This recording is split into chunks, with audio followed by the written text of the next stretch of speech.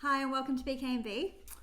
Welcome. We're going to be talking about 3 ways to actually connect, engage with someone, and have them wanting to come back to church, to your team, to hang out with you. They're quite simple. Quite simple. Yeah. Very simple. So these are some of the things that we've learned through our church, our teams, particularly our host team, which I have to say are fantastic. We are blessed with an incredible host team. They are so friendly. Incredible, open. really.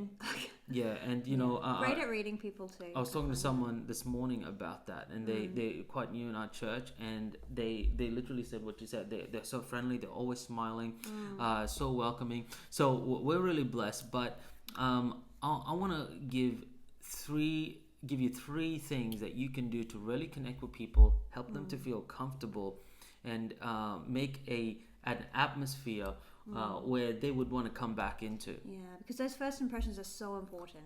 Yes. And it's amazing how simple these tips are. It's simple, really. But if you do it, it's It makes such a difference. it's life changing. It really. I've seen people that have actually articulated these 3 things to me and said, "You wouldn't believe it, but these people in your church did this." It's so simple. All right, so let's go. Let's get to it. Okay. The first one. What is it? Remember their name. Remember their name. So ask their name. I guess you need to ask it first. But here's the thing. Remember their name. If you remember the name, the next time you see them, it says something. Yes. It says. Go on. You value them. Yeah. You took the time to actually make that connection in your mind and actually consider them someone worth remembering and worth. In a world where there is so much information, right? You know as well as I do that information goes in one ear and comes out the other, especially something like a name. Okay. But when you say, when you remember a name, it says like you're important, you matter. And I cannot tell you the number of people that have come back to our church and said, "I'm surprised that one of your team or you have remembered my name," and how much it actually means to them. So do whatever you need to do, but learn as many names as you can, particularly of the new people. You can forget the old people's names, but learn. No, I'm kidding. That's a joke. Don't do that. So what do you do to remember someone's name?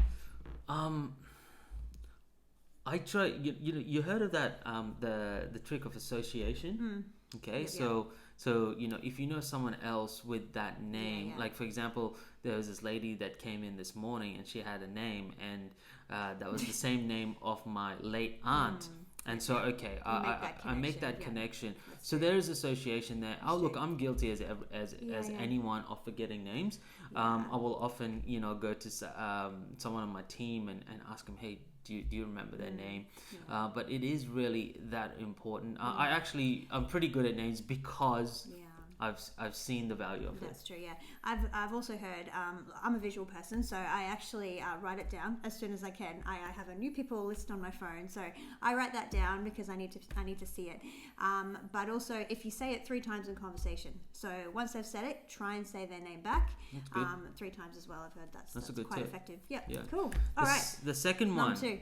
The second one is remember some details about them. Could be something small, what they do for work. How many kids they have. Something where like they that. live. Yeah. Just something, some details. Like if you're going to have a conversation, even if it's just for a minute or 2 minutes, right? You're going to be talking about something, right? They're going to be going somewhere that afternoon. They're going to be doing something, and the next time when you speak to them, when you go, "Oh, how was your trip to wherever?" It says, "Hey, it comes back to that value and belonging sort of thing." And it just means the world to people. People want to belong. People want to be known and to know people. Yeah, definitely. Yep. And number 3. Body language. That's the one. You gotta be friendly. Yeah. If you're awkward, that's true. people are gonna feel awkward. Yeah. If you're in a hurry, people are gonna sense that. Spend the time. People are worth it. Slow down. People take time, and that's a good thing. Yeah. So look like you want to be there, and you've not just been rostered on for the day and you were given a lanyard and that's your job. Yeah.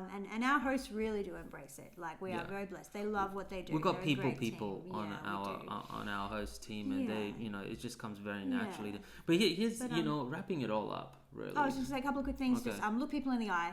Look people in the eye. Smile. Be friendly. There's just some quick, easy tips. Yeah. But to wrap it all up, you could pretend to be all this, or you can just be it, because people matter. And if you're, I don't know, in a lead role, in a team lead role, in a pastoral role, whatever it may be, if you're in a people role, people matter. And so, these three things, remembering what's going on, or remembering the name, what's going on in their life, and and being there, being in the moment, and actually listening and actually caring. That's true. It's really important. Yeah.